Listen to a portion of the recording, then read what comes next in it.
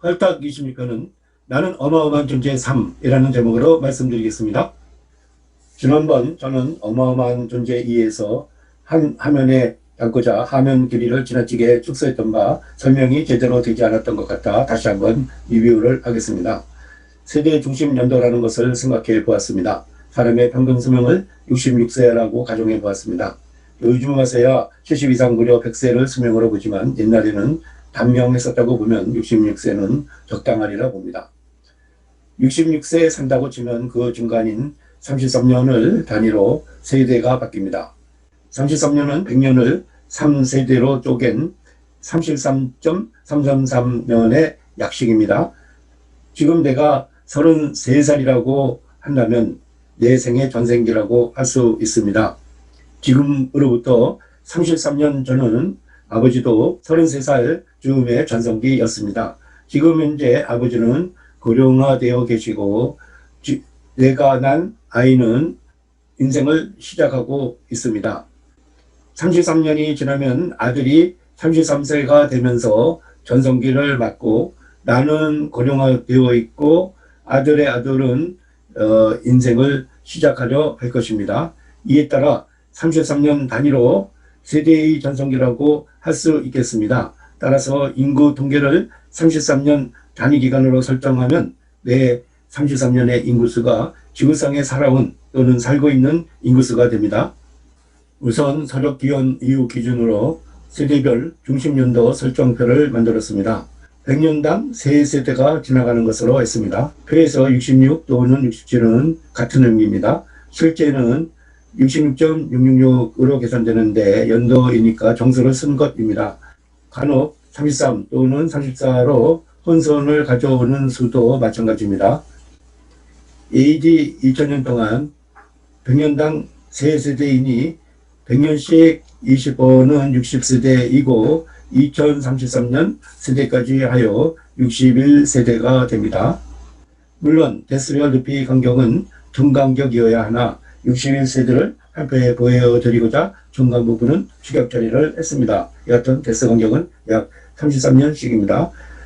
세대 중심 연도는 1대가 AD 34년, 2대가 AD 67년, 3대가 AD 100년, 4대가 AD 133년으로 세대 간 약 33년씩 늘어나서 최종 60대가 2000년, 61대가 2033년이 됩니다.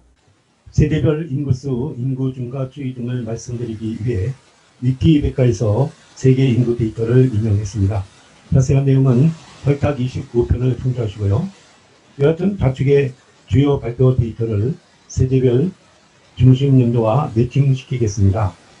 한편 주요 데이터를 대략 말씀드리자면 세계 인구가 BC 4000년에는 700만 명이었고 기원년은 2억 명이었으며 2020년 10월 현재는 78억 명이 넘고 있습니다.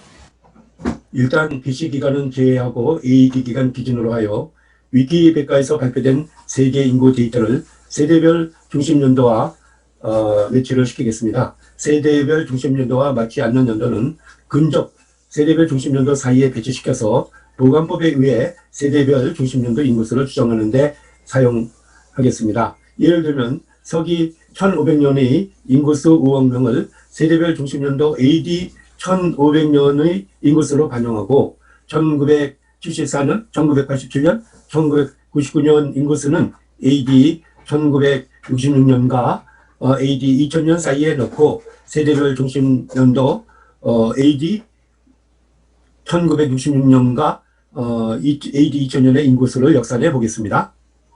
이제 보관법에 의한 세대 중심 연도 인구수 추정을 구체적으로 살펴보겠습니다. 인구수 단위는 100만 명을 하여 말씀드립니다.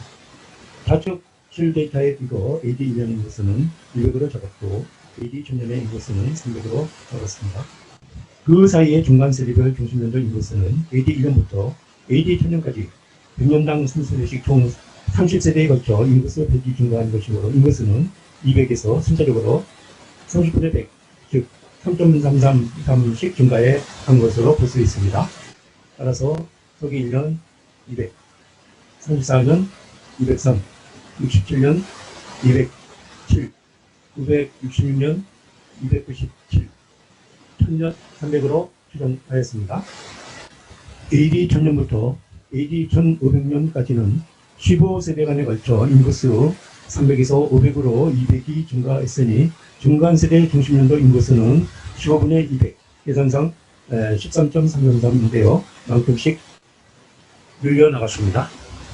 AD 1500년부터 AD 1800년까지와 AD 1800년부터 AD 1900년까지는 같은 방식으로 계산하여 중간세대 중심연도 인구수를 추정했습니다.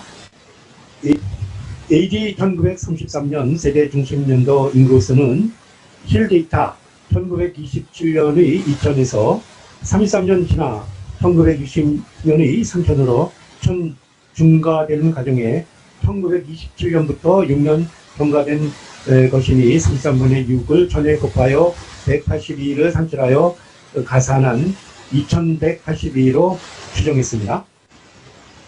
AD 2000년 세대 중심연도 인구수는 실데이터 1999년의 6000에서 12년 지나 2011년의 7000으로 증가되는 과정에 1999년부터 1년 경과된 것이니 10분의 1을 1000에 곱하여 83 산출하고 가산은 6083으로 추정했습니다.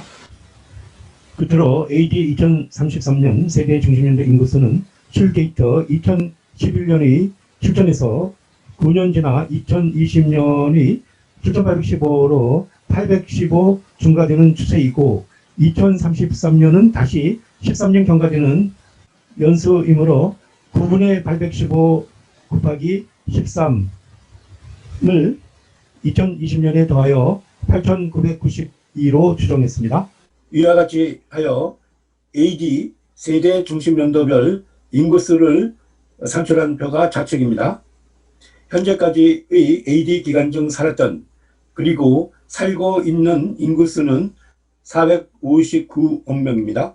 증가율은 단순 평균으로 7.1%입니다. AD와 같은 방식으로 BC 4000년부터 기원년까지의 기간 중 살았던 세대별 인구수를 추정하고 합산해보니 68억 명이었고 증가율을 시행착오 방식으로 여러 번 계산해보니 약 2.833%이었습니다.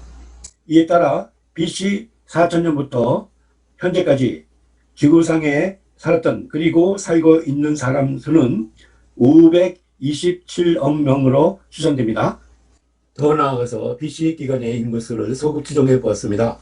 추정 오차가 큰 만큼 4000년 또는 1000년 단위입니다.